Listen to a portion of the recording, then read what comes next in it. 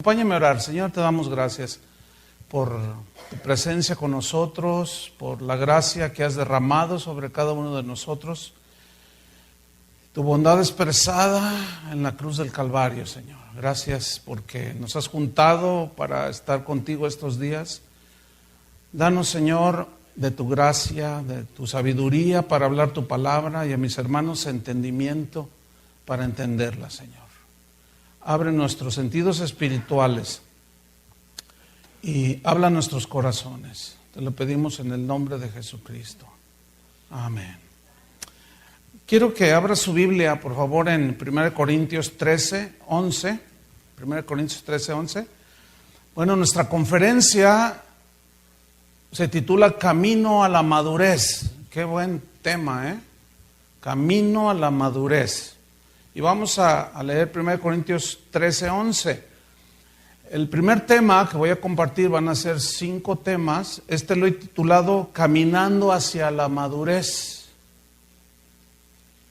1 Corintios 13, 11. Dice así: cuando yo era niño, hablaba como niño, pensaba como niño, juzgaba como niño. Cuando ya fui hombre, dejé lo que era de niño. Lo que Pablo está haciendo aquí es hablar de una etapa en la vida espiritual.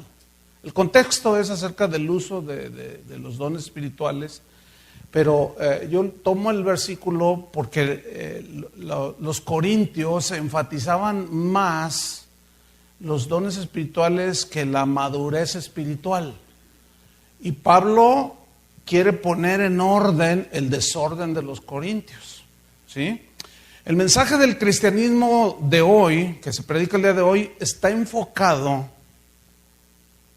en su gran mayoría en satisfacer nuestros sentidos naturales, como el ver, el tocar, el sentir, el gustar, el oír, y se ha olvidado el cristianismo actual de lo más importante, que es formar discípulos de Jesucristo, gente obediente a la palabra de Dios, gente hacedora de la palabra. Y se nos ha olvidado la encomienda de Jesús: id y hacer, ¿qué? Discípulos. Pero no discípulos nuestros, sino discípulos de Jesús, discípulos de Él. Porque Él dijo, enseñándoles que guarden todas las cosas que yo, dijo Él, les he enseñado a ustedes. Entonces nosotros nada más tenemos que transmitir lo que Él ya enseñó. Y no andar inventando rollos, como decimos en México. Los pastores pues tenemos la tarea de llevar a los hijos de Dios hacia la madurez. Eso es básicamente nuestro trabajo como pastores. El trabajo de un pastor no es andar organizando conciertos y rollos que hoy se usan, y nada acerca del crecimiento hacia la madurez. Hay un sistema de pensamiento que se conoce, es una filosofía que se conoce como subjetivismo. Esta filosofía tiene que ver con nuestro modo de pensar, nuestro modo de sentir, nuestro modo de ver las cosas, de tocar, de gustar. El subjetivismo es un sistema de pensamiento que nos lleva a tener conductas, ¿sí? Y estas conductas dan mucho énfasis al yo pienso, yo creo, yo siento, me gusta, no me gusta, cosas de esas. Le concede pues mucha importancia a este sistema de pensamiento que se ha infiltrado en las iglesias, en el cristianismo de hoy. Le da mucha importancia a las emociones, a los sentidos puramente humanos, a los sueños, a las fantasías, la intuición, la imaginación, el instinto. Oye, todas esas cosas que dije, de eso está llena la iglesia. O sea, en las vidas de los cristianos. En contraste, el cristianismo es un estilo de vida que rige y gobierna la vida de las personas que se convierten a Cristo. Yo le hago una pregunta: ¿usted es nacido de nuevo? ¿Usted es nacido de Dios? Si usted está convertido a Cristo, el cristianismo, que son las enseñanzas de Jesús, debe de regir nuestras vidas, ¿sí? Debe de gobernar en nuestro corazón el Señor. Entonces el cristianismo pues es un estilo de vida que nos rige y gobierna nuestras vidas, aquellos que nos hemos convertido al Señor y que hemos decidido obedecerle, seguirlo, vivir las normas del reino de Dios. El cristianismo nos enseña a negarnos a nosotros mismos. Esa es una enseñanza que se ha perdido dentro del cristianismo de hoy.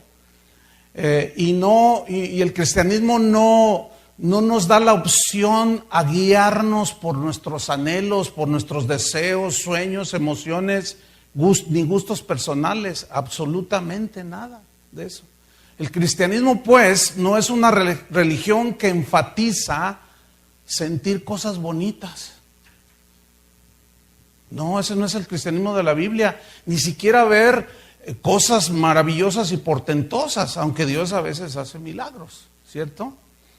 Ni tampoco para halagar el gusto ni el oído de la gente. Hoy todo está diseñado para que le guste a la gente las cosas, o lo que se hace dentro de las iglesias. En Mateo 16:24, entonces Jesús dijo a sus discípulos, Mateo 16:24, si alguno quiere venir en pos de mí, ¿qué dijo? ¿Sueñe grande? ¿Tengo una visión maravillosa? No. Todo lo contrario a lo que se enseña ahora. Dice, niéguese a sí mismo, tome su cruz y sígame. Bueno, ese niéguese a sí mismo significa que todos tus deseos, todos mis anhelos, todos mis sueños, mis emociones, lo que me gusta y lo que no me gusta, mis sentimientos puramente personales, pasan a segundo término. Al Señor no le interesa lo que yo piense, ni lo que tú sientas, ni lo que tú, como veas las cosas. A lo que le interesa es que tú y yo pensemos como Él piensa y como Él ve. Entonces, el gran problema del cristianismo de hoy es precisamente el subjetivismo, ¿sí? Ese sistema de pensamiento se ha metido a la iglesia. Hoy se predica un evangelio centrado precisamente en tus anhelos, en tus deseos. Y eso despierta la avaricia de la gente. Están enfocados a nuestros sueños, a nuestras emociones, nuestros sentimientos puramente personales.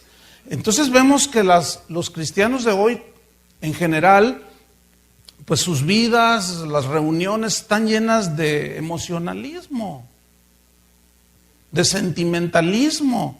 Los mensajes giran precisamente alrededor de las emociones de las personas. Por ejemplo, hay expresiones muy típicas que se oyen por ahí. Vengan y sientan a Dios en nuestra iglesia, dicen. ¿Y si no lo sienten? ¿Qué? Venga y vea los milagros de Dios. ¿Y si Dios no hace milagros? Mucha gente dice, no, aquí no se siente a Dios. Es que nosotros los cristianos no estamos para sentir a Dios, estamos para creer en Dios. Es distinto. La alabanza generalmente está diseñada para que le guste a la gente. O sea, estamos pensando en que le guste a la gente y nos olvidamos si le gusta a Él, si la va a recibir Él. Una vez una señora dijo, ay, no me gustó la alabanza. Y le dije, qué bueno, porque no era para usted. Pero hoy ha dado todo un giro y se centra en lo que la gente quiere, desea, anhela, piensa y siente. Esa es una filosofía que se ha metido a la iglesia. Se llama subjetivismo. O sea, es subjetivo lo que yo piense y sienta, es subjetivo. Una vez alguien entró allí a casa, en el lugar allí donde estamos en Guadalajara, y entró así. Y yo le dije, buenas tardes, todavía no ha empezado la reunión. Y dice, oiga, ¿quién está Dios? No lo veo por ningún lado. ¿Qué quería ver? Querían ver un Cristo crucificado, ¿entienden? Y dijo, no está Dios. Andaba por... Entonces, es típico los rasgos del emocionalismo y de la inmadurez que prevalece en los cristianos de hoy, producto de todos esos mensajes y de ese evangelio que no es el evangelio de la Biblia. ¿Cuántas reuniones hemos estado donde cuántos no sintieron hoy la presencia de Dios? O primero, ¿cuántos sienten la presencia de Dios? Amén, dicen algunos. Pero luego viene lo segundo, ¿no? ¿Cuántos no la sintieron? ¿Hay algunos de ustedes que no la sintieron? Sí, a ver, levanten su mano. Amén. No, pásenle aquí al frente. Ahorita vamos a orar para que sientan la presencia de Dios. Una vez estaba en Dallas en un evento y había como 1500 pastores. Éramos 5 predicadores. Uno de ellos dijo: pastores, ¿cuántos de ustedes hace tiempo que no sienten la presencia de Dios? Levanten su mano. De esos 1500, como 800 levantaron la mano. Dice: pasen aquí adelante, porque voy a orar por ustedes, los voy a ungir para que sientan la presencia de Dios. Yo estaba así y dije: es que nosotros no estamos para sentir la presencia de Dios. A veces la sentimos, ¿sí o no? Él dijo: yo estaré con vosotros todos los días hasta el fin del mundo. Yo a veces le digo al Señor: te faltó decir me sientas o no me sientas. Él prometió, y si Él prometió, esa promesa no está sujeta a si yo siento o no siento. Es cuestión de fe. Pero a la gente de hoy se le ha empiezan a ir a la iglesia y permanecen en una inmadurez impresionante, porque se les instruye a sentir, a tocar, a todas esas cosas. Por eso muchos dicen: ay, no sentí la presencia de Dios. A lo mejor traes dolor de estómago, dolor de cabeza, y no sé cómo se ha dado todo ese asunto. Llegan momentos en que dices: no, es que no siento la presencia de Dios. Aunque a veces la sentimos. Otros dicen: ¿por qué Dios no me da lo que yo le pido? Estoy poniendo ejemplos nada más ahí que yo escucho por ahí. ¿Por qué no me da Dios lo que yo le pido? Yo oro, pastor, yo siento que Dios no me escucha. Es que no es cuestión de sentir. Es que yo pienso que a mí no, Dios no me oye. Tú piensas. Otros dicen: yo no veo que Dios haga nada a mi favor. Fíjate, pensar, sentir, ver. Su cristianismo pues está basado en sus sentidos naturales, en sus emociones. Por consecuencia, son cristianos inmaduros. No maduran. No se les enseña a ir hacia la madurez. Son cristianos débiles, desconcertados, volubles, que tienden a la depresión. Y finalmente muchos de ellos terminan yéndose de la iglesia.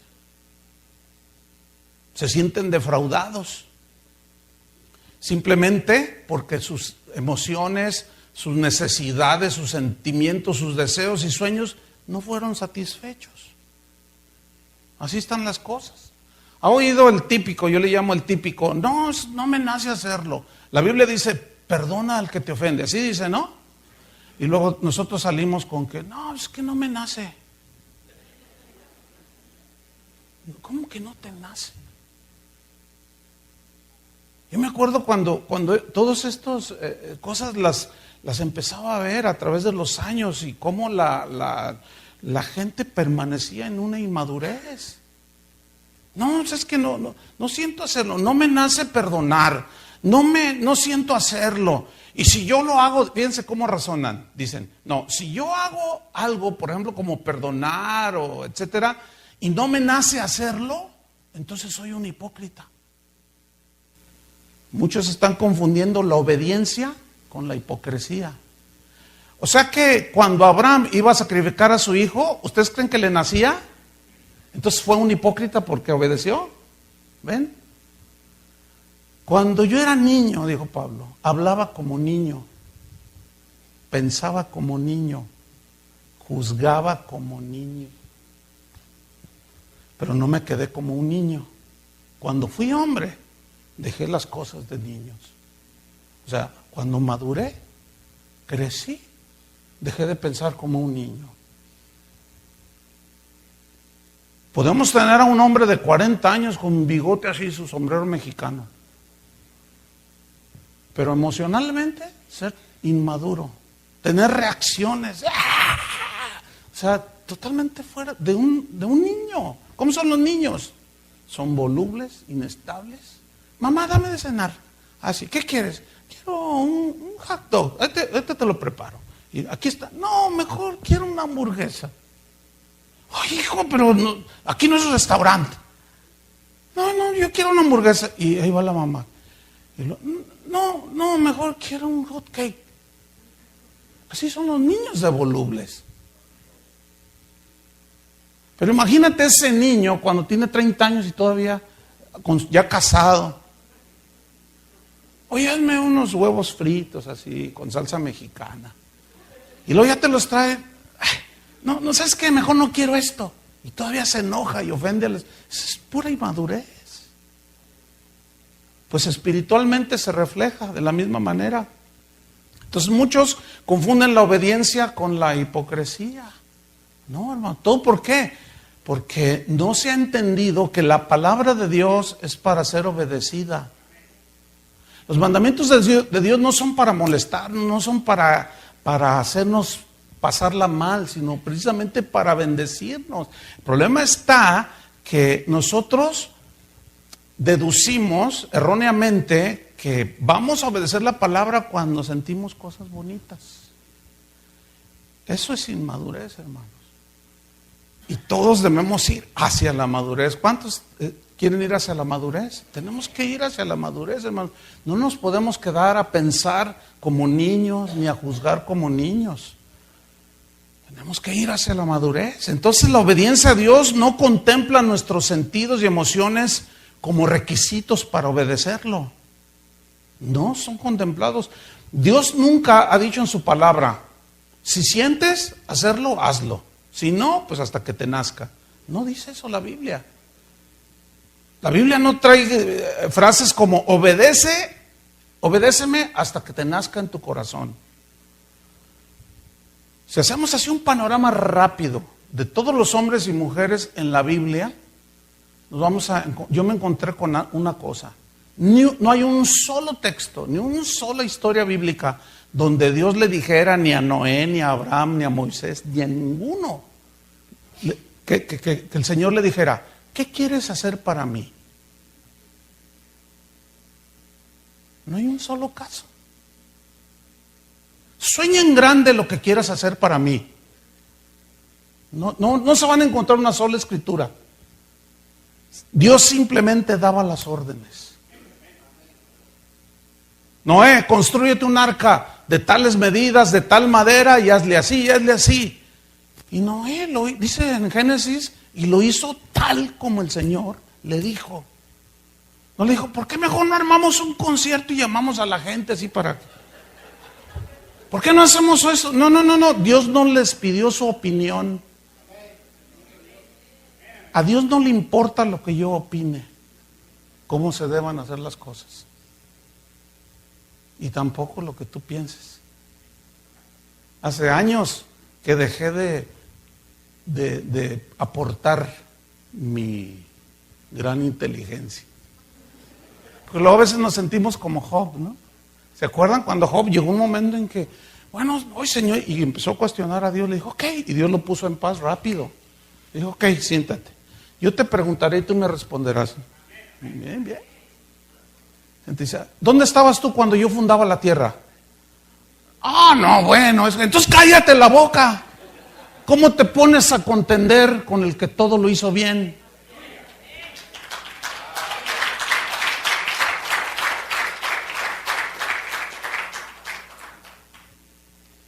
Tú tienes planes, ¿no? Un amigo mío dijo, no, cuando Dios vio tus planes, se tiró de carcajadas junto con los arcángeles. Esos son los planes de Él, jajaja. No, es que la verdad, y hoy, el cristianismo de hoy está inundado de planes humanos.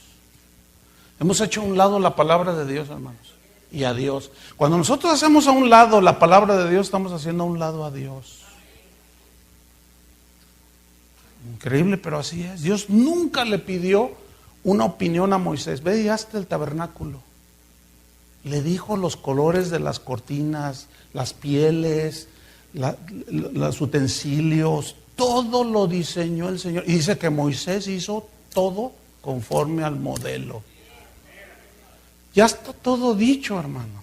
Cómo se gobierna la iglesia. Ya está todo dicho cómo debe funcionar el matrimonio. Ya está todo dicho cómo se debe de discipular a los hijos de Dios. No tenemos que inventar el hilo negro. El problema ha sido entonces que hemos hecho a un lado la palabra de Dios, ponemos nuestros proyectos y empezamos a manipular a la gente. Y caemos precisamente en el subjetivismo que ha dañado mucho a la iglesia. Miren lo que dice en Santiago 1:21. Vayan ahí rápido. Santiago 1:21. Dice aquí Santiago: por lo cual, desechando toda inmundicia y abundancia de malicia, o sea, con ustedes los cristianos dejen eso.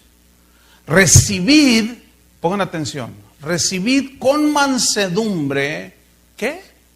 La palabra implantada o la palabra ya dicha. ¿Cómo debemos de recibir la palabra? Con mansedumbre. Si hay algo que a mí todavía no logro entender, es que los cristianos de hoy, lo entiendo porque tiene que ver con la inmadurez, producto de un evangelio que no es el evangelio, pero que digan cosas como, cuando oyen la exposición de la palabra, dicen, bueno, sí, así dice la Biblia, sí, así dice, pero yo pienso. Tú piensas, más bien no piensas. A ver, ¿cómo que sí, así dice, pero yo creo que esto, yo pienso que deberíamos, yo creo, ¿cómo está eso? Es como decirle a Dios, ok, Señor, tú dijiste, pero yo soy más inteligente que tú. Eso es en otras palabras. Y nos sentimos más inteligentes, más buenos, más misericordiosos. Mientras que el Señor habla de disciplina en la iglesia, nosotros decimos, no, pero no, el amor. Pues el amor, la disciplina es una manifestación del amor, pero nos creemos más amorosos que Dios. Y hacemos a un lado todo. Entonces, eso, obviamente, vean lo que dice Santiago, nos lleva a la inmadurez, a una permanencia de un estado de inmadurez. Sigamos leyendo. Dice, desechad pues abundancia de malicia, recibid con mansedumbre la palabra implantada, la cual puede salvar vuestras almas. La palabra, fíjense el poder, el evangelio que decía Pablo. Yo no me avergüenzo, porque es poder de Dios para salvación. Y luego dice el versículo 22, después de decir, reciban con mansedumbre la palabra implantada, en el 22 dice, pero sed hacedores de la palabra. Lo único que te puede llevar a la madurez no es el simple conocimiento. Hay una segunda parte después del conocimiento, y es el hacer la palabra. Y no tan solamente oidores. Y mira el resultado, engañándoos a vosotros mismos. Es decir, yo engañaría a la gente si no les predico el evangelio. Engañaría a la gente si les predico el evangelio, pero no los llevo hacia la vida cotidiana de vivir el evangelio. Y mucho menos yo me estaría engañando a mí mismo predicando un evangelio que no vivo. Y el apóstol Santiago dice, no se engañen, ¿Qué significa eso? Que en ese momento, la razón por la que escribió, algunos ya estaban en esa situación. Nada más oían. Y recibían lo que les gustaba, y lo que no les gustaba, no recibían. No, dice, con mansedumbre, reciban la palabra que ya ha sido implantada. Nadie le va a quitar, nadie le va a aumentar, pero recíbanla, les guste o no les guste, les sepa dulce o amarga. Pero ahorita nada más les gusta lo dulce a los cristianos. Nada más están acostumbrados a lo dulce, a lo delicioso. Sigo leyendo ahí en versículo 23.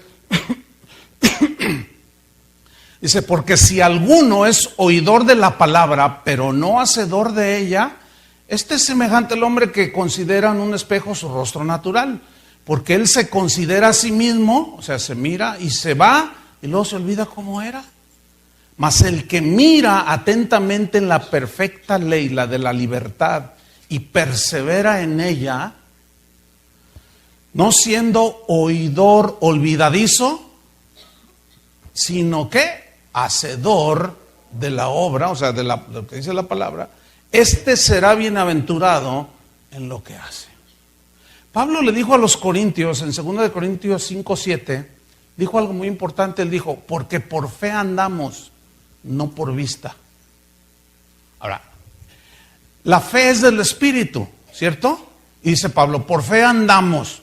O sea, lo que nos mueve a nosotros a vivir la vida cristiana es por medio de la fe. La definición de fe es confianza plena y total en Dios. ¿Qué está diciendo? Que cada cristiano debe de vivir en una plena y confianza total en Dios, en las buenas y en las malas. Porque en las buenas, cuando todo va en bonanza, me siento bendecido. Y viene una prueba y ya no se sienten bendecidos. Y la Biblia dice que las pruebas forman carácter. Entonces nos faltan los conceptos más centrados en la palabra para poder llegar a la madurez. Fíjate, porque por fe andamos, no por vista. Y ahí Pablo habla de la vista natural. ¿Se acuerdan de Tomás, el apóstol? Bueno, Tomás es el típico creyente dominado por lo que ve, por lo que toca, por lo que siente, sus emociones, sus sentimientos, y no por la fe y la obediencia, aunque él tuvo que ir hacia la madurez. Pero se ve que de los discípulos era como el más atrasadito. Y siempre habrá gente como Tomás, y la Biblia dice, sostened a los débiles. Y ahí habla de los débiles en convicciones cristianas. Y son con los que hay que tener paciencia también. Y no te quedes, y vamos, camina, y esa es la labor del pastor. Por eso a veces los pastores que llevan bien a su rebaño no son muy queridos, porque la gente piensa que se les está agrediendo. Ay, pastor, usted se la pasa regañando. ¿Tienes hijos? Tengo 3. Dime cuántas veces al día les llama la atención. Pues cada rato. ¿Cuántas veces? ¿Cuántos tienen hijos? Así información chiquita. ¿Cuántas veces les dice al día? Todo el día. Imagínate, ay mamá, eres una regañona. Ay papá, no sabes otra cosa más que regañar. Porque vas a la escuela, hijo, ten cuidado con esos 2 chicos. Porque tú sabes que venden droga. ¿Y qué? ¿Le vas a hacer caso a tu hijo que te dice, ay, ya me enfadaste, ya me sé cuidar solo? ¿Verdad que no? Pues los pastores estamos para guiar al rebaño. Pero las ovejas, que son como los niños, no entienden. Ahora, ¿tú desechas a tus hijos porque no te entienden? ¿Verdad que no? Tampoco los pastores debemos desechar a las ovejas, sino ser pacientes con ellas. A ver, digan todos, amén. Entonces ahí el problema radica más que nada en nosotros los pastores. Por eso ustedes deben de orar por nosotros. Un hermano dijo, ¿el pastor es la clave o el clavo en el zapato? O sea, y es la verdad, el Señor tuvo a bien poner pastores, maestros, para perfeccionar a los santos, según Efesios 4:11. Perfeccionar significa llevarlos hacia la madurez. ¿Cuál es nuestra tarea? Llevarlos hacia la madurez y dirigirlos y ser bien pacientes, bien pacientes. Hay gente que llega a casa de oración, o a veces van, visitan, y bueno, es una iglesia que tiene ya va para 31 años que la comenzamos. Bueno, ven el equipo pastoral y dicen, ay hermano, qué bendición, yo quiero mi iglesia así. Y le digo, sí, pero no sucedió de la noche a la mañana. No, es que tienes un equipo de pastores que, no, envidiable. Sí, pero tú no sabes los años que invertimos. No, pues ven a Chuy García ahí, hecho un ministro de alabanza. con una unción, con una gracia, formados. Dicen, no, que ven, sí, pero no saben el otro lado, allá detrás de las ovejas. Y hoy quieren líderes hechos en 3 días. Todavía no tienen ni un año y ya los ponen de líderes. Hoy cualquiera es apóstol. Allá en Guadalajara se dio un caso de uno que no tenía ni un año de convertido. Y él se autoimpuso como pastor y llegó un apóstol y lo ungió como apóstol. Imagina, es como un niño, ¿no? Que se pone un traje así de policía, así todo flojo, así. Soy policía. Pues ¿cómo va a usar la autoridad? No tiene habilidad, no tiene conocimiento, no tiene madurez. Por eso Pablo le dice a Timoteo, no un neófito. Está bien que quieran servir al Señor, pero no un neófito. Ser neófito no es algo pecaminoso. Ser neófito es alguien nuevo en el Evangelio. Es como un niño es una bendición, un niño. Y en sí mismo, aquí Candela no es mala, no es malo en sí que sea una niña, pues se porta como una niña, es natural, es normal. Entonces tenemos que ir hacia la madurez, hermanos. Entonces Tomás es ese tipo de creyente. Miren, vamos a Juan capítulo 20, versículo 18, Juan 20. Vamos a ver algunos rasgos ahí que vamos a aprender. Juan 20, 18, dice así. Fue entonces María Magdalena, después de que Jesús resucitó y ellas entran a la tumba y ustedes conocen la historia. Dice. Fue entonces María Magdalena para dar a los discípulos las nuevas de que habían visto al Señor y que Él le había dicho estas cosas. Cuando llegó la noche de aquel mismo día, el primero de la semana, estando las puertas cerradas, en el lugar donde los discípulos estaban reunidos, por miedo de los judíos, vino Jesús y puesto en medio les dijo, pasa vosotros.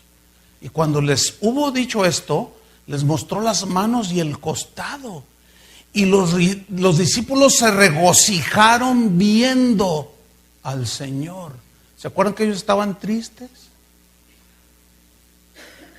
Pero el Señor les había dicho, es necesario que yo padezca, pero al tercer día resucitaré.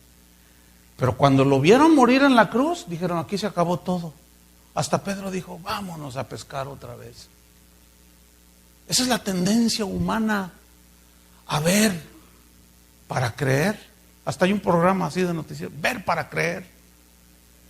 Y no es así, en el cristianismo es creer para poder ver lo que Dios hace. Primero es creer.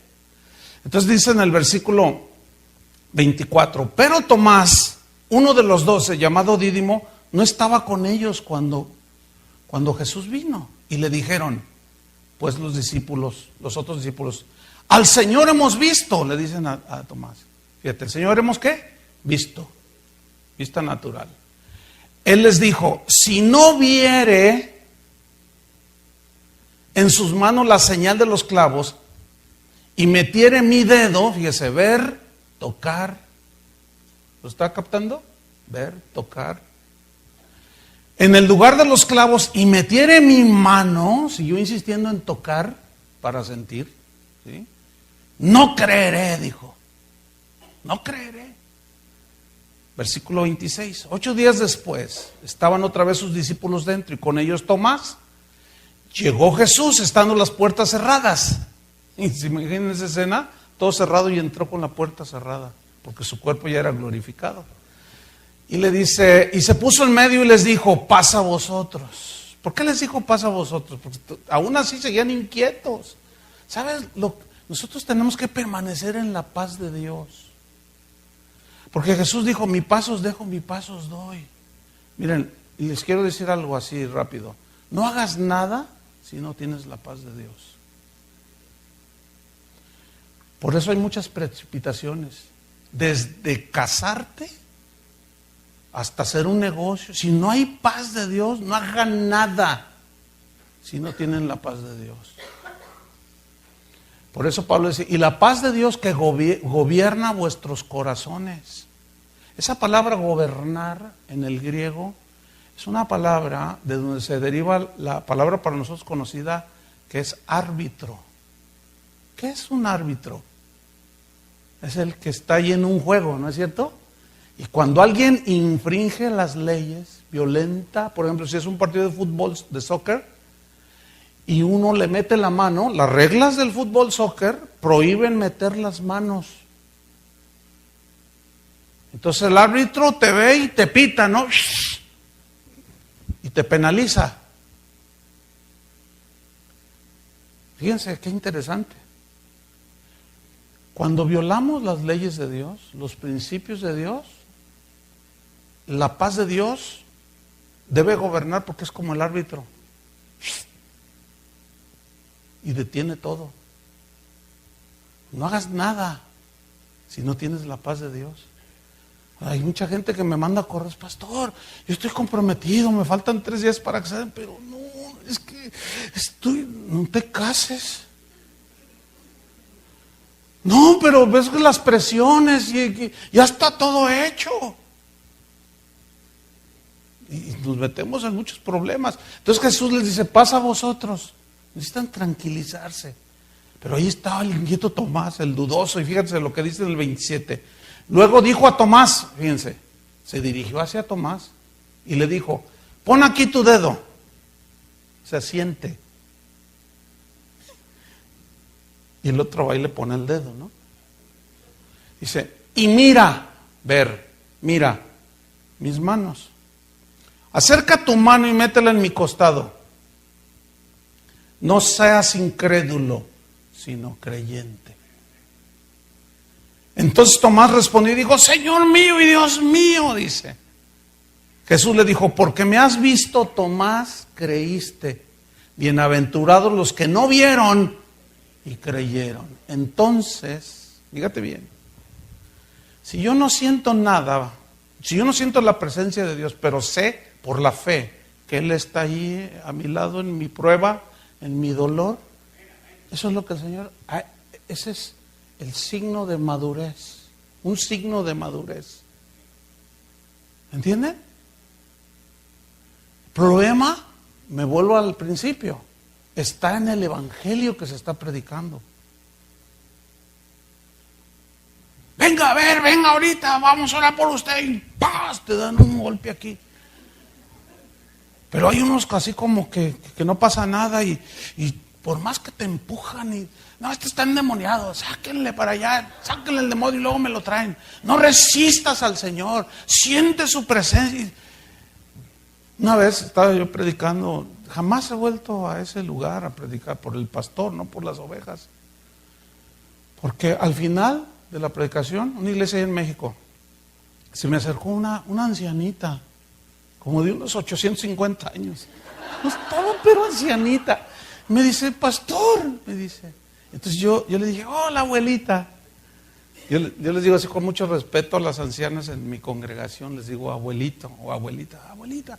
Dice, óreme. Yo le digo, sí, pero ¿cuál es la necesidad o por lo que quiere? Usted óreme. Le digo, pero yo necesito saber por qué voy a orar. Y vi que el pastor estaba hablando con otra persona y me miraba y se reía, ¿no? Entonces, oré por la viejita y dice, no, pastor, óreme otra vez. Entonces el pastor me habla y me dice, ven, espérame abuelita. Y luego dice, mira, esa viejita lo que quiere es que la zarandees. Yo le dije, ¿cómo? Dice, sí, que las zarandee, eso le gusta a ella. Le dije, no, pero ¿cómo? Dice, mira, fíjate. Hola abuelita, le dice también este pastor. Y le dice, ay pastor, óreme porque el pastor que predicó no tiene poder. Y yo así. Y luego me hace, él me mira y me hace, y agarra a la viejita. En el nombre de Jesús. Y la viejita, ay, qué bendición. Ay, ya se fue. Se fue toda bendecida porque sintió el poder. No, yo hablé con ese pastor, le dije, ¿sabes una cosa? Tú estás manipulando a la gente. Estás abusando de la gente y vas a darle cuentas al Señor. Me dice, A la gente hay que darle lo que le gusta. Por eso hay muchas iglesias, parecen más centros nocturnos que iglesias. Porque están diseñados para dar espectáculo que le guste a la gente. Dicen cosas que le gusta a la gente, no lo que necesita la gente. Y eso obviamente los lleva a una inmadurez al paso de los años. Es increíble las preguntas que me hace la gente, hermanos. Pastor, soy líder de alabanza, tengo 20 años de convertido. Fíjese, tengo mi novia. Y bueno, dice, pues yo la amo. Dice, pues tenemos relaciones sexuales, pero el otro día me dijeron que era malo. Y yo dije, no, esto es una broma. Digo, oye, no me estés bromeando. Dice, no, es en serio. Dice, lo que importa es el amor. Y dije, ¿quién te dijo eso? Eso es vil fornicación, ¿sí o no? Pero fíjate lo que me decía un líder de alabanza. Lo que importa es el amor. No importa el papelito. No importa, lo que importa es que nos amemos. Dije, bueno, entonces véndeme tu casa, te vendo mi casa y no te doy el papelito. No vale de nada el papelito.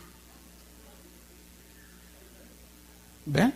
O sea, son niños, piensan como niños, juzgan como niños, piensan, deciden como niños. Y ese no es el plan de Dios. Tener un kinder.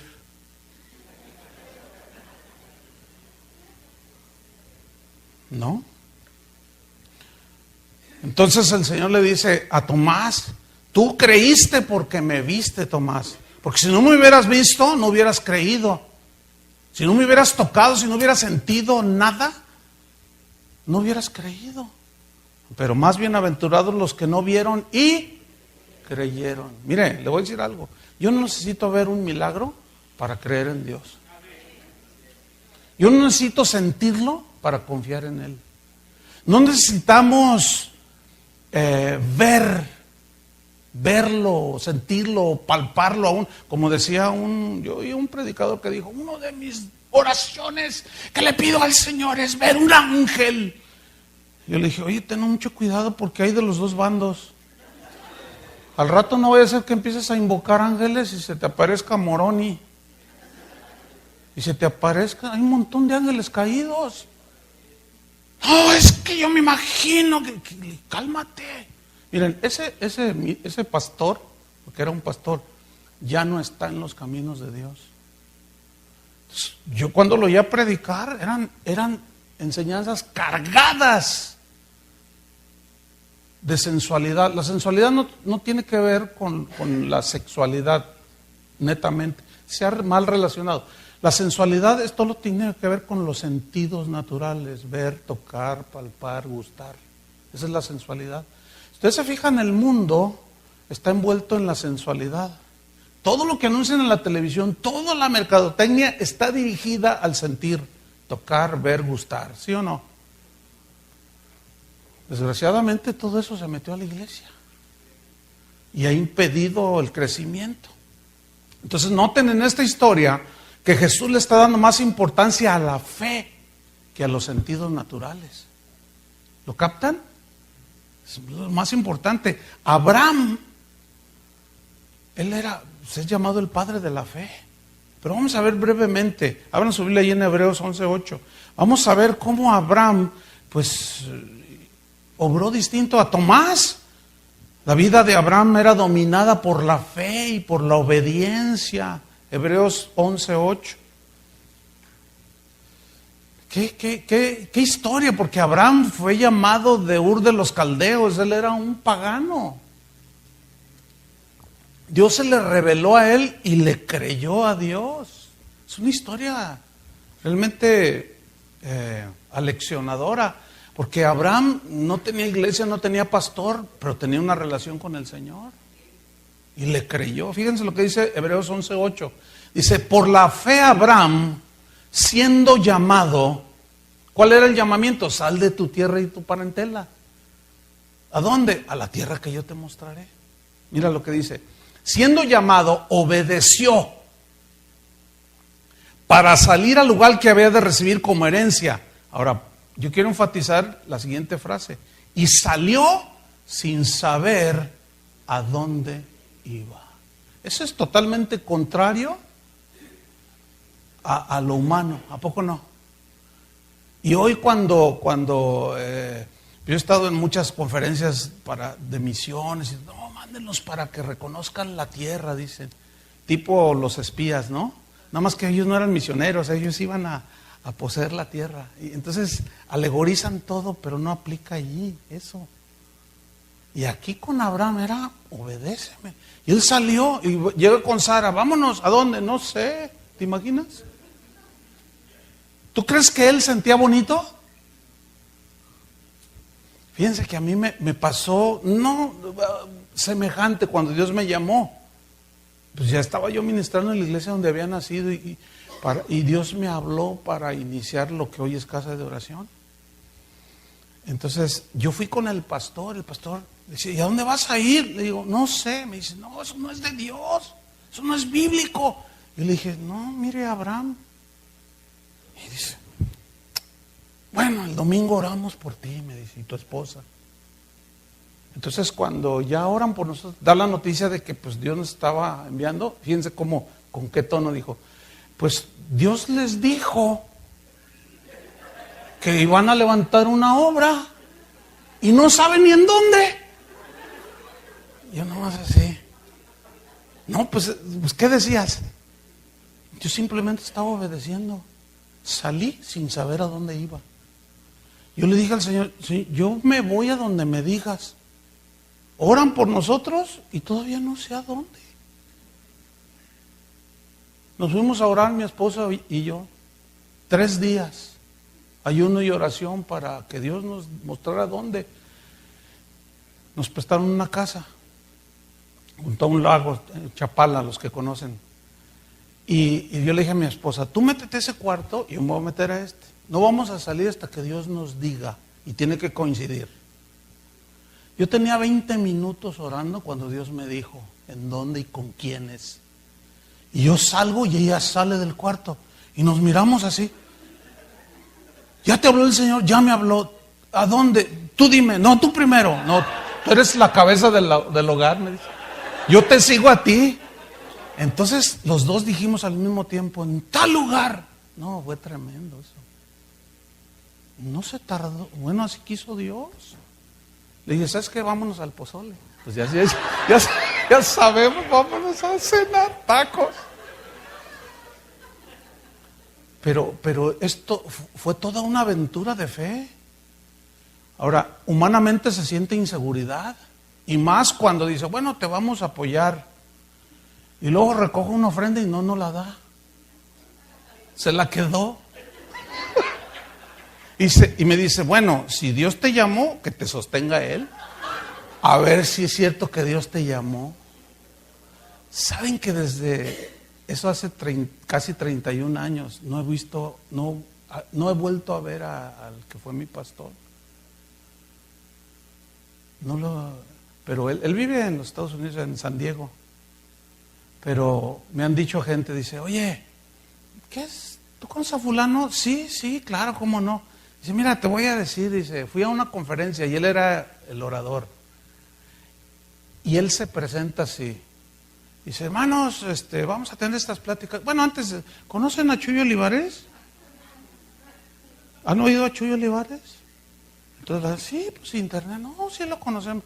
Yo lo discipulé.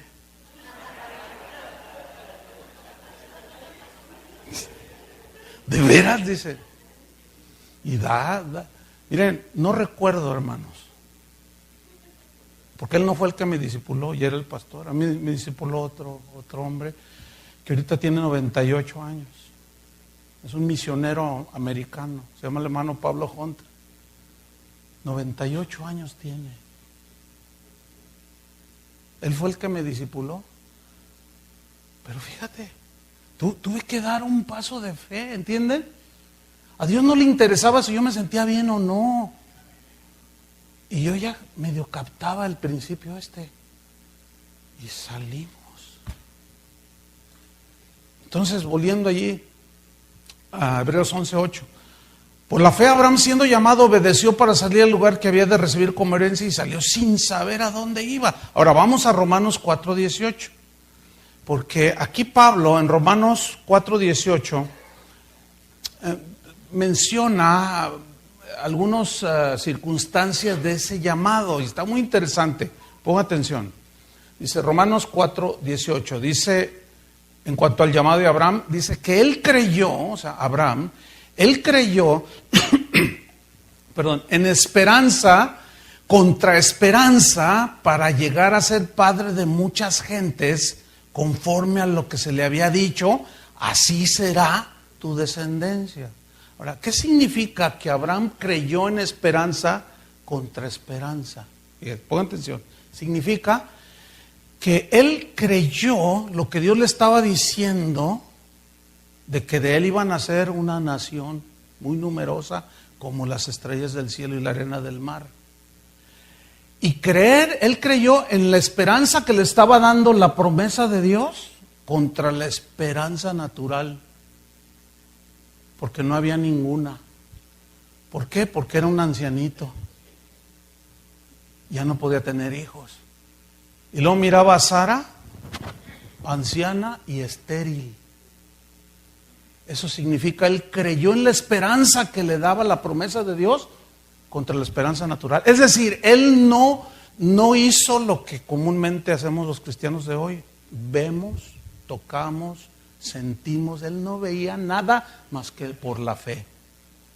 Él humanamente sentía mal. ¿Te imaginas cuando Sara le decía a Abraham y los vecinos lo oían y decían Abraham, porque él se llamaba Abraham? Después el Señor le cambió, que es Padre Excelso, y le cambió el nombre, ¿se acuerdan? Abraham, padre de muchedumbre, de multitudes.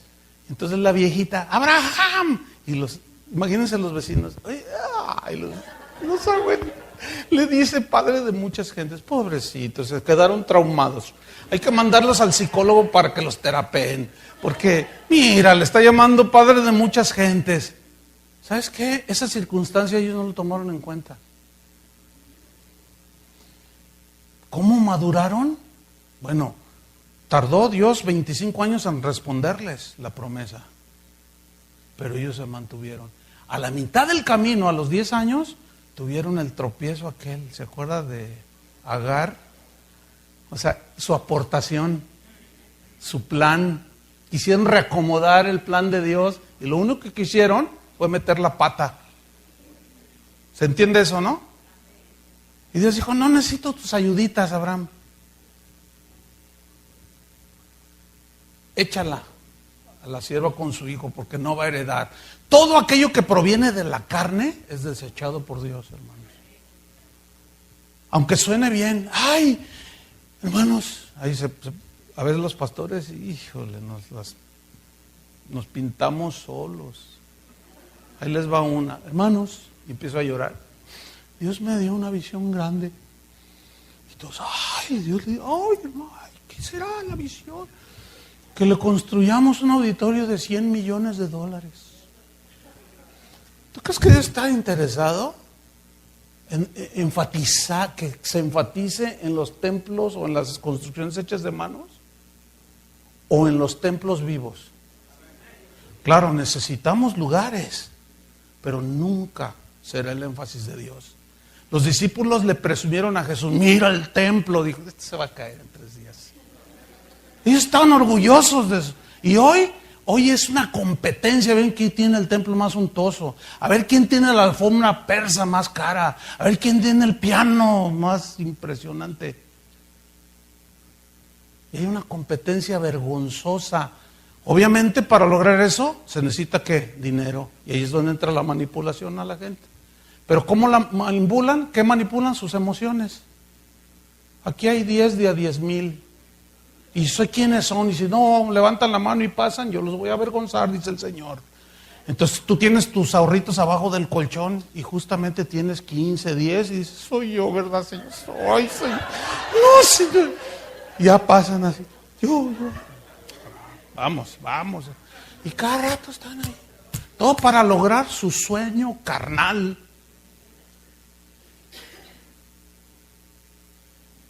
Dios no necesita eso, hermanos. Dios, el énfasis del Señor está en los templos vivos, piedras vivas, edificio de Dios. Y esos somos los cristianos, sus hijos. Bueno, entonces dice que creyó en esperanza contra esperanza para llegar a ser padre de muchas gentes. Pero mira, aquí viene, conforme a lo que se le ocurrió a él. Así dice, conforme a lo que, ¿qué?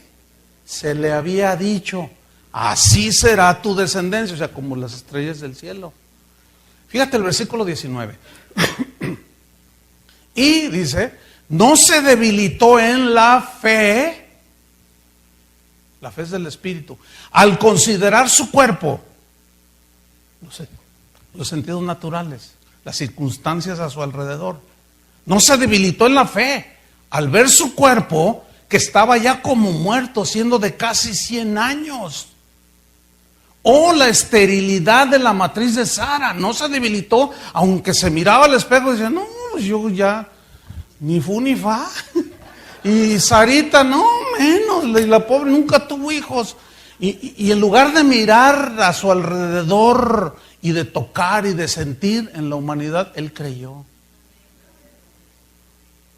Uno de los padres de la iglesia, Agustín de Hipona, dijo lo siguiente: la fe madura es aquella que cuando tú le pides algo a Dios y te lo da, se lo agradeces. Y si no te lo da, sigues creyendo en Dios. Y hoy, ¿cuántos se van? No, ya le pedí, no me da nada. No, ya me voy. Es que eso les enseñaron. A que tú eres hijo del rey y mereces todo.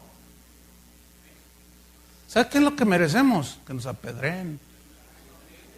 Eso es lo que merecemos nosotros. Pero por su gracia, Él murió en nuestro lugar. Nosotros no merecemos nada. Pero por gracia, Dios nos da las cosas. Y nos dio la salvación, nos las regaló, no nos la ganamos. No es por obras. Pero hoy todo está enfocado a la obtención de los bienes materiales. Un pastor, nunca se me olvidará, recién habíamos iniciado casa de oración, me dijo, yo hoy ve orando por un terreno para que tengas un edificio, para que te sientas seguro. No, yo no necesito un edificio para sentirme seguro. Los primeros cristianos se reunían a la orilla del río, en las catacumbas. Es que en aquellos tiempos ser cristianos era firmar tu sentencia de muerte. Y aquellos estaban dispuestos a dar su vida. Todos los apóstoles fueron sacrificados, todos fueron mártires menos Juan. Y hoy apenas los cristianos hoy apenas tienen una pruebita, algo así, que el negocio ya no vende igual, o te despidieron del trabajo, y, me quiero suicidar. Y dices, oye, pues ¿qué les están enseñando?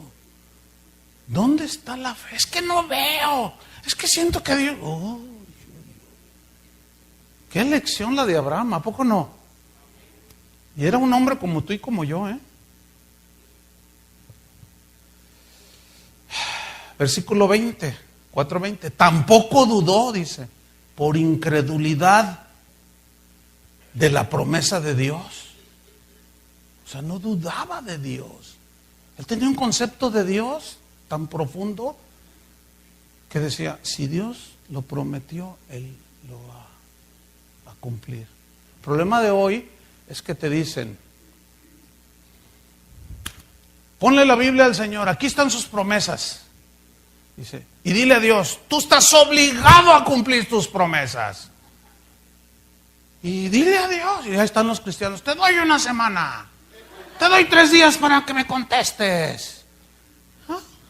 No. ¿De dónde sacan eso? Nunca se ve que los hombres de Dios dijeron eso. Como les decía un momento, Dios se tardó 25 años en responderle para darle un hijo. Él tenía 75 cuando lo llamó. ¿Cuánto tienes pidiéndole a Dios? Algo. Yo diré 17 años pidiéndole por la salvación de mi hijo, el mayor. 17 años. Desde que nació oraba por su salvación. Porque nuestros hijos no nacen cristianos. Y a los 17 años, hermano. Hoy tiene 24. Bueno, Dios quiso 17. Hay otros que tardan más, otros menos. Pero nosotros tenemos que permanecer, hermanos, creyendo. Aunque sientas mal, aunque no veas. Pero Abraham dice que no se debilitó ni dudó. Dice, tampoco dudó por incredulidad la promesa de Dios, sino que se fortaleció en fe. ¿Cómo? Dando gloria a Dios. ¿Saben qué significa eso? Dándole reconocimiento a Dios. Tú eres el soberano. Tú eres el Señor. Tú eres mi Padre. Tú haces las cosas como quieres. A nadie le pides consejo. Tú eres el omnipotente, el omnipresente, el que todo lo sabe. Y yo no sé. Tú me dijiste, yo lo creí. Ese no es asunto mío. Nada más, mi asunto es creer. Es todo. Pero la actitud hacia Dios, en esa paciencia, en esa espera, debe ser humilde, hermanos. Porque los cristianos de hoy, en lugar de enseñarles a ser humildes, los enseñan a ser orgullosos y soberbios. Y le reclaman a Dios y le hablan groseramente. Es muy lamentable lo que está sucediendo en el cristianismo de hoy. Usted exíjale a Dios y dígale, aquí dice tu palabra. Y está ahí la gente gritando. Y otros que según se denominan siervos de Dios, hasta le cuentan a Dios, cuando yo diga 3, ahora, ahora. Ay, sí, yo me imagino al Señor allí, ay, cuando tú me cuentes 3. Y resulta que ese ahora es nada más para que se caigan y se den 2 maromas. Y salgan y sigan siendo adúlteros y mentirosos. ¿De qué les sirvió las caíditas? Como los luchadores. A 2 caídas de 3 se levantan y después otra lucha. Y no pasa nada en sus vidas. Estaba platicando con un hermano anoche en una cena que está por aquí. Dice, yo estaba cansado de eso, de que me dieran mi sangoloteada, mis rodadas, mis caídas, y salía y seguía igual. Me duraba 2 días el asunto. Pero llegó un momento que estaba cansado, que mi vida no cambiaba. Pero la gente decía que yo era el más ungido y el más bendecido, porque a mí me agarraban y yo rodaba y me caía. Pero mi vida era un desastre. No crecía, no maduraba. Fíjense. Tremendo. Dando gloria a Dios, dándole reconocimiento. Fíjate el versículo 21. Plenamente convencido, Abraham, de que era también poderoso Dios para hacer todo lo que había prometido. Si hay algo que ofenda a Dios, es que dudemos. Dice que Jesús no hizo muchos milagros y estaba maravillado de la incredulidad. Cuando nosotros decimos, bueno, sí, yo sé que puedo orar, pero es que Dios no me cree, es una ofensa a Dios. Dios no me oye. Estamos ofendiendo a Dios porque estamos diciendo, estamos dudando.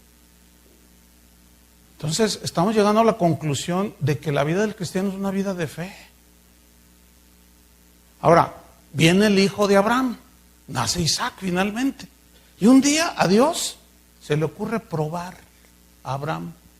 Y le dice, Abraham, toma ahora a tu hijo, a tu único, a quien amas, y ofrécemelo en sacrificio. Sí, ¿dónde me nace darle? Dime dónde.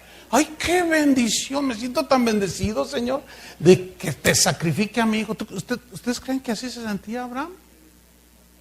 ¿Y qué dijo Abraham? Heme aquí.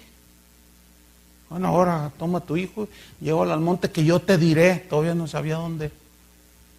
Y tomó a su hijo. Y ese pasaje en la Biblia es de los que más a mí porque tiene mucho contenido, sería como otra enseñanza aparte.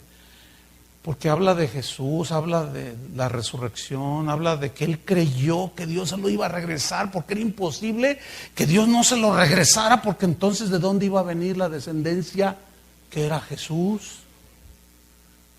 Fíjate la seguridad de las promesas de Dios. Pero ahorita no es el punto este. Entonces él toma a su hijo y se lo lleva. Y el niño, papá,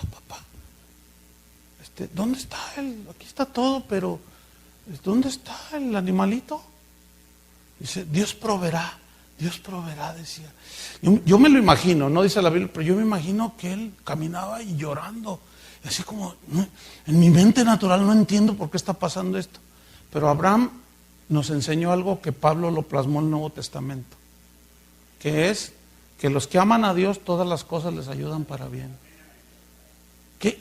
O sea, no necesitamos entenderlo, porque nuestra capacidad es muy limitada, solo creerlo. Y lo toma y lo amarra ahí en el altar, y cuando está a punto de sacrificarlo, pues llega el ángel a 1000 por hora. Abraham, Abraham, dices, detente, porque ahora sé, dice, que temes a Dios. Y ahí estaba un cordero, pero Dios lo probó. ¿Dios le interesaban los sentimientos naturales de él? No. Dios estaba interesado si le iba a obedecer o no.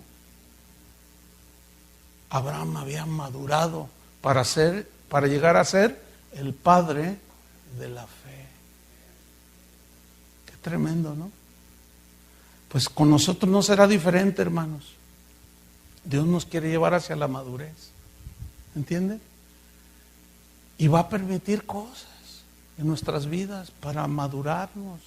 Miren, ahora, cuando empezamos casa de oración, yo he contado en algunas ocasiones esto, pues la verdad es que no conocía a nadie fuera de la iglesia donde yo estuve, y el pastor juntó la ofrenda y se la quedó. Entonces nosotros iniciamos, yo estaba ya trabajando de tiempo completo para el Señor, yo no tenía una entrada, no conocía a nadie. Entonces yo le dije al Señor, Señor, ¿y cómo le voy a hacer? Porque, pues, ¿quién me va a ayudar económicamente? Y el Señor me dijo, ¿no te basto yo? Yo le dije, no, bueno, sí, yo sé, Señor, pero es que allá en México nos habían enseñado que alzaré mis ojos hacia el norte, de donde vendrá mi socorro. Mi socorro viene de los gringos, que hicieron todo. Ese era el salmo favorito de los pastores. No, sí, suena así como para reírse, pero eso así.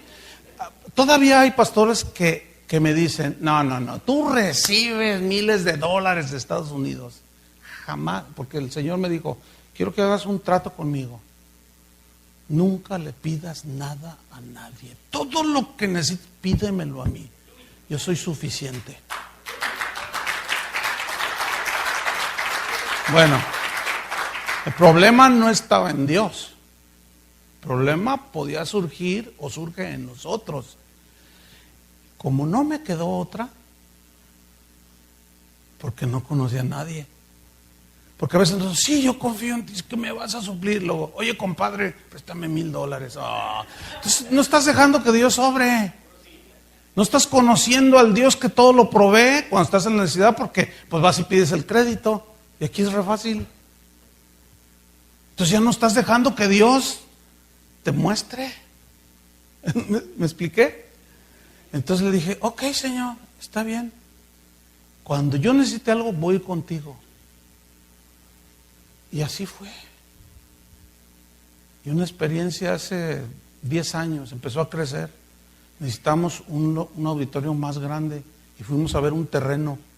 Y hay un hermano aquí en los Estados Unidos, amigo mío, tiene una iglesia muy grande y siempre me decía, hermano Chuy, cuando usted necesite algo, lo que sea, si mire, nosotros tenemos un fondo misionero, yo no dudo en invertir en ustedes. Dice, nuestro presupuesto de misiones son 12 millones anuales. Es bastante plata, ¿no? Dice, cuando necesite, nada más dime, hermano. Entonces fuimos a ver un terreno y costaba $1,200,000 el terreno.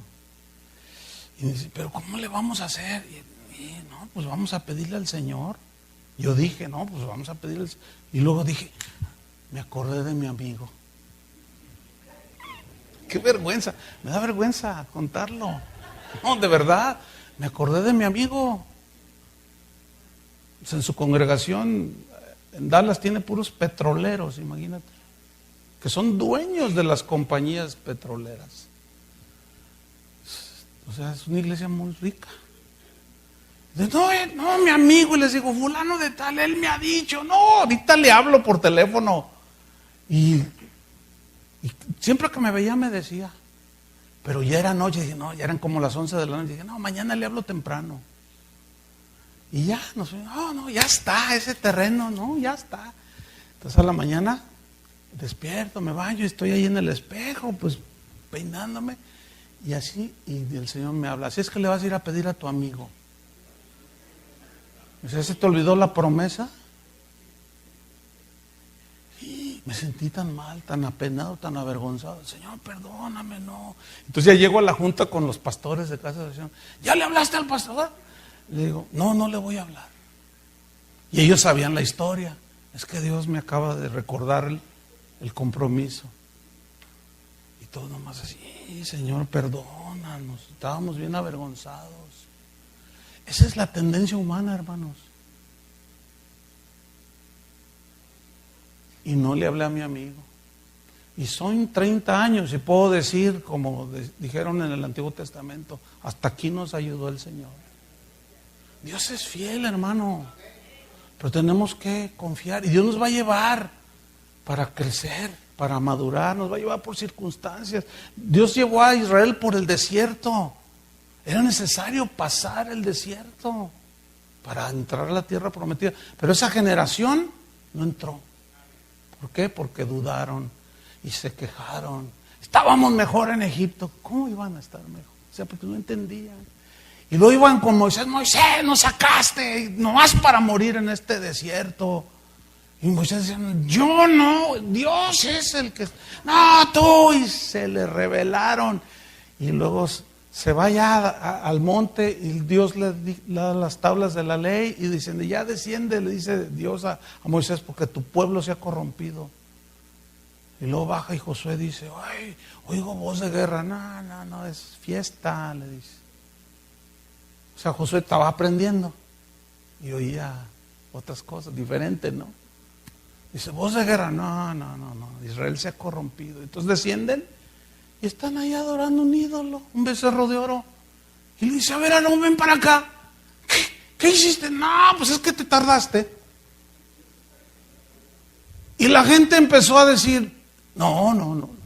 Y Moisés ya se tardó. No, nosotros queremos avivamiento. Digo, para aplicarlo al tiempo de hoy. Hoy queremos mover de Dios. Hoy queremos, haznos dioses. Haznos dioses, sí, haznos dioses. ¡Qué bárbaro! ¿Y qué hiciste? No, pues junté uno. Él fue el primero que juntó la ofrenda apostólica. Traigan sus anillos, traigan sus relojes, traigan sus... Dice, pues yo les junté allí, juntamos y lo eché allí en el buril y salió este becerro. Ese es el típico líder que satisface la sensualidad de la gente. Dice, Aarón, ¿qué hiciste? Y les fabricamos los becerros de oro. Y esa generación no entró, nunca maduró. Tú te puedes pasar toda la vida así, siendo aún salvo, fíjate. Pero en una condición muy lamentable. Y ese no es el plan de Dios. Vamos hacia la obediencia a la palabra. ¿Cuántos dicen amén? Vamos a amar a Dios con todo el corazón. No a andar claudicando entre dos pensamientos, a tomar la cruz y ir en pos de Él. Es lo único que debemos hacer, hermano. Aunque nos cueste lo que nos cueste. Ahí es donde muchos ya dicen, no. Hoy en las iglesias y además acá en los Estados Unidos, a mí me ha pasado, oye pastor, ¿de qué vas a predicar? Bueno, mira, se llama así el mensaje. Oye, pero no vais a decir nada de esto, no vais a decir, cálmate Espíritu Santo. No, ahora ya te dicen lo que debes de predicar. José me dice, ¿qué hacemos? Le digo, no, tú ponle el título, tú eres el pastor. Y ya sobre eso yo oro y a ver qué Dios me da. Es el Espíritu Santo el que por la palabra, el que debe gobernar. Amén. Nosotros simplemente obedecer. Y la obediencia en cualquier circunstancia, sin importar nuestros sentimientos, es lo que nos va llevando hacia la madurez. ¿Entienden? Y es todo un principio en la Biblia. Oremos, hermanos, para que Dios nos dé la sabiduría, ¿verdad? Para tomar las mejores decisiones, para obedecer, para recibir la palabra implantada con mansedumbre y simplemente seguir a Cristo y ser de bendición en esta tierra. ¿Quieren orar conmigo, hermanos? Señor, te damos gracias. Gracias porque sin duda tú eres el Dios eterno. Tú eres el gran yo soy, el que no le pide consejo a nadie, el que es autosuficiente, el que existe en sí mismo, el gran yo soy. Nosotros somos criaturas, creación tuya, pero somos una creación caída, contaminada por el pecado. El pecado nos alejó de ti, el pecado nos corrompió. Pero el sacrificio de Jesús en la cruz fue la máxima obra, la obra maestra tuya, Padre. El plan de salvación.